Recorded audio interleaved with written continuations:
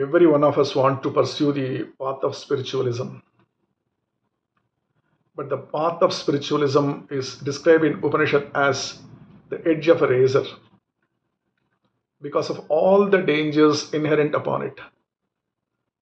The spiritual path is beset with difficulties, obscuration, and obstruction, and is traversable only by those with courage, determination, insight, sacrifice.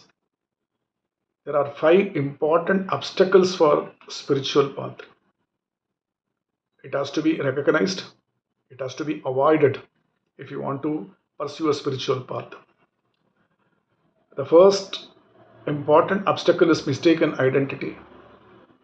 The second important obstacle is theological misconception. And the third one is misconception about the purpose of life.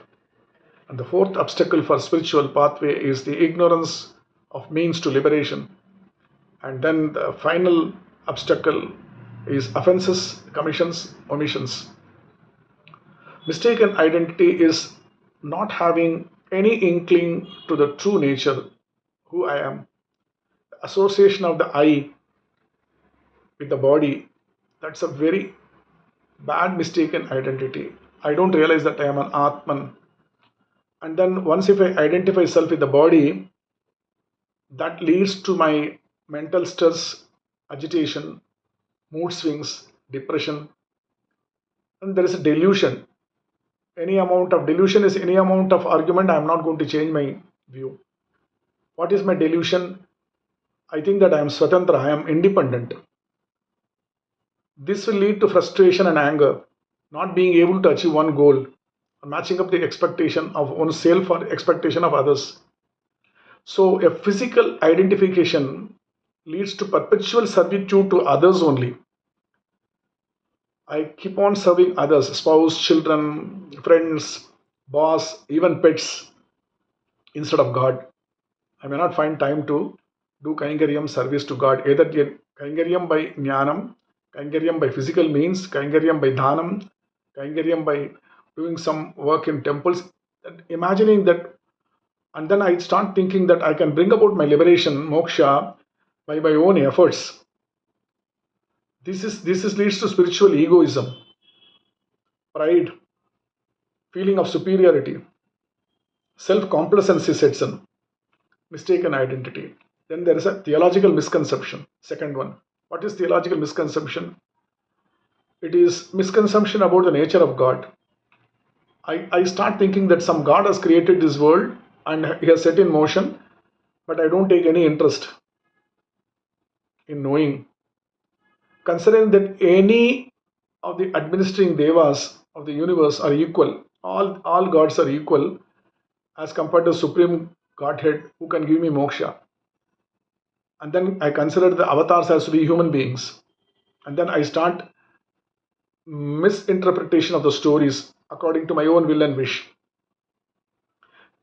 Thinking that the Archavatara, the Vigraha in a temple, the mere objects of stone or a wood, whose purpose is either to be a decorative purpose or sometimes we use it as a decorative purpose. We don't use it as a puja purpose. That's a very big obstacle to spiritualism. Because he is superior to ourselves, because even Aradhana, Nityakarma, the food has to be offered. We have to have some fear while serving the God in our puja room.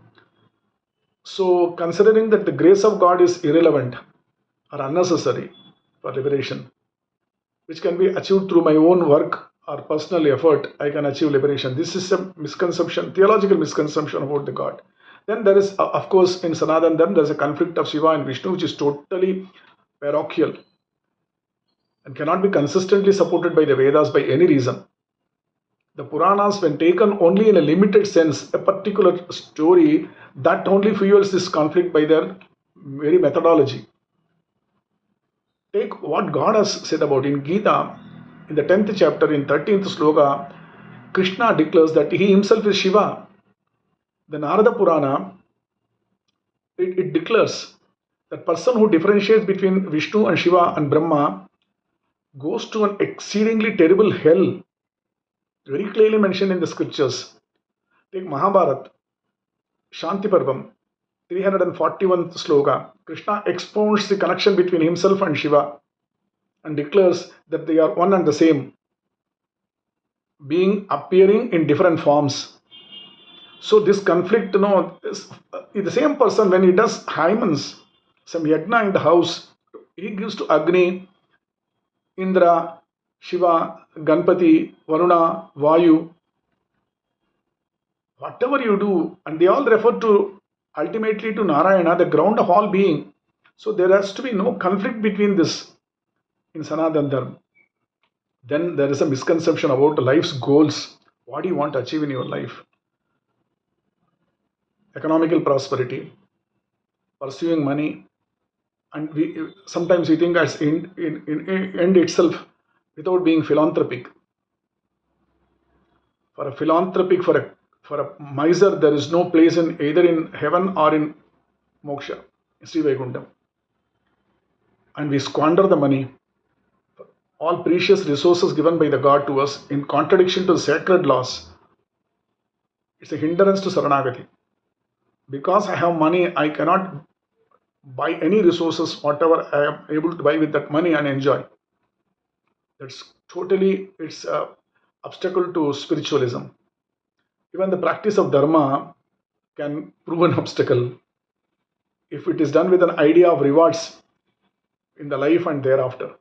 All the obligatory daily rituals, nitya karma, periodical duties, naimitika karma, which are laid down in the dharma, sastras, had to be meticulously followed with the idea that it is a service, kaingarya, to God and not for any rewards.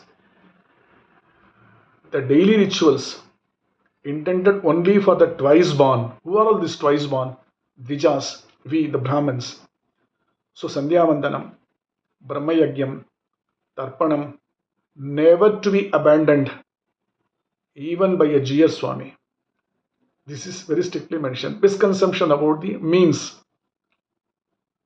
that we thought by our own efforts we can achieve liberation without the even this thing. You do your duty, something like all misinterpretation. Considering that it is possible to attain liberation from the samsara through one's personal efforts by studying some scriptures, by meditation, mystical practices, or some other work, rituals, pilgrimages, they are all self delusion.